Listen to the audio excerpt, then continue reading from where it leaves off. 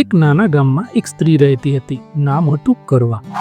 કરવા ખૂબ જ પતિવ્રતા, ધર્મપરાયણ અને દયાળુ સ્ત્રી હતી. તેણે આખું જીવન પોતાના પતિના સુખમાં સમર્પિત કર્યું હતું. તેના પતિ પણ તેને ખૂબ પ્રેમ કરતા. પણ કરવાને પતિ માટે જે સમર્પણ હતું તે અદ્વિતીય હતું.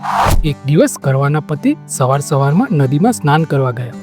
તે નદીની ધાર ખૂબ જ તેજ હતી. સ્નાન કરતી વખતે અચાનક એક મગરે તેમના પગ પકડી લીધો. પતિ બૂમો પાડવા લાગ્યો, હે ભગવાન, મને બચાવો, કોઈ છે? પણ આસપાસ કોઈ ન હતું. એ જ સમયે કરવાને પોતાના અંતરાત્મામાં કંઈક અહેસાસ થયો, જાણે તેને આત્માએ કહી દીધું હોય કે તેના પતિ પર કોઈક સંકટ આવી ગયું છે. તે તરત જ નદી તરફ દોડતી આવી. તેના હાથમાં ફક્ત એક માટીનું કલશ હતું અને હૃદયમાં માત્ર એક શક્તિ, પતિ માટેનો પ્રેમ.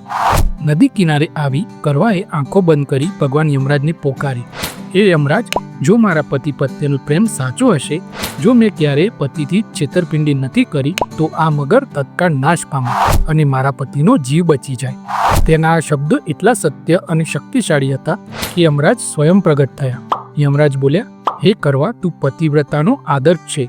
તારી શ્રદ્ધા એટલી અડગ છે કે હું પણ તેના આગળ નમી જાઉં. યમરાજે મગરને તરત જ શાપ આપ્યો, તું અત્યારે જ રાખમાં ફેરવાઈ જા. અને તે ક્ષણે મગર નાશ પામેલ. કરવાના પતિ જીવંત બહાર આવી ગયા. એ દિવસે ચોથનો દિવસ હતો. કરવાએ પોતાના પતિના જીવન માટે જે તપ કર્યું તે દિવસથી આ વ્રતનું નામ પડ્યું કરવા ચોથ. ત્યાંથી આજ સુધી સ્ત્રીઓ આ દિવસે ઉપવાસ રાખે છે.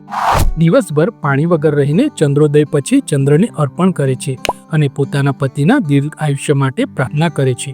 તો મિત્રો, આ કથાનો સંદેશ એ છે કે સાચો પ્રેમ ફક્ત શબ્દોમાં નથી, તે વિશ્વાસ અને ત્યાગમાં વસે છે. કરવાને બતાવ્યું કે સ્ત્રીનું શ્રદ્ધાભર્યું હૃદય ભગવાનને પણ બદલી શકે છે.